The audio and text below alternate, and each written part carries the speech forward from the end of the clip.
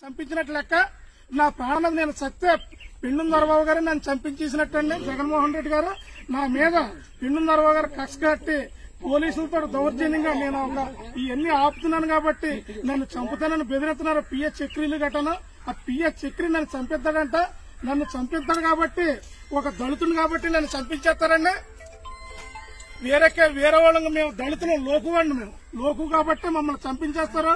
ఎందుకంటే మేము ఇక్కడ గ్రామాలను అడ్డుకున్నందుకు నన్ను చంపించేస్తారని ఫోన్ చేస్తున్నారు. ఇది సౌమ నా ప్రాణాలకి నా మీద ఇప్పుడు వరకు ఏ తప్పుడు లేదు. నేను ప్రతి దానికి నీతిగా వెళ్తాను.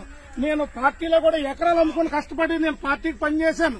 వీళ్ళకలా నేను దొంగతనంగా పార్టీ ఫండ్స్ తీసుకుని ఇంట్లో పెట్టుకునేవాడిని కాదు. నన్ను చంపుతానని బెదిరిస్తున్నారు.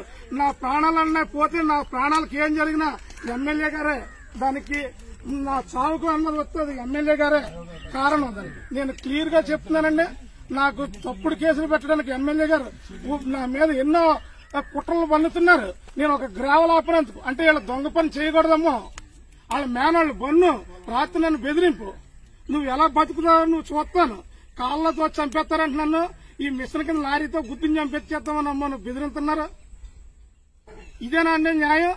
ఆ రోజు మేము 11 సంవత్సరాల బట్టి నుంచి పార్టీలో ఉన్నాం. ఈ రోజమ్మని ఆ రోజమ్మ మనం సేవకులుగా ఉండాలన్నారు. ఈ రోజమ్మ పాలించి మేము పార్టీలో ఉన్నామండి చంపించేస్తారంట నన్ను. ఇది ఎక్కడ న్యాయం అండి? నాకు అర్థం లేదు. మేము బోళ్ళంత సేవ చేసిన వాళ్ళు ఈ రోజు మమ్మల్ని చంపించేస్తామని బెదిరిస్తున్నారు మమ్మల్ని. మా దగ్గర పక్కాగా అన్ని ఎవిడెన్స్ ఉన్నాయి.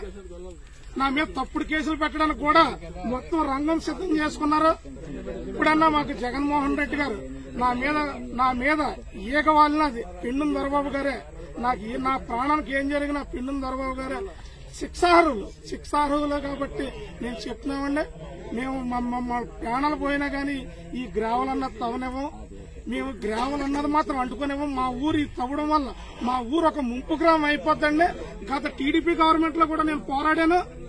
ఈ రోజు మా సొంత పార్టీలో నేను ఎదిరించడం వల్ల నేను ఇది అడ్డుకోవడం వల్ల ఒక డబ్బు దాహం వచ్చేసిందండి. పిఎస్ చక్రికి బన్ను మేనళ్ళు డబ్బు చేసుకుని సత్తారేటు నాకు అర్థమవుతుంది. డబ్బు వీళ్ళకి డబ్బు తప్ప ఇంకోటి ఏమీ లేదు.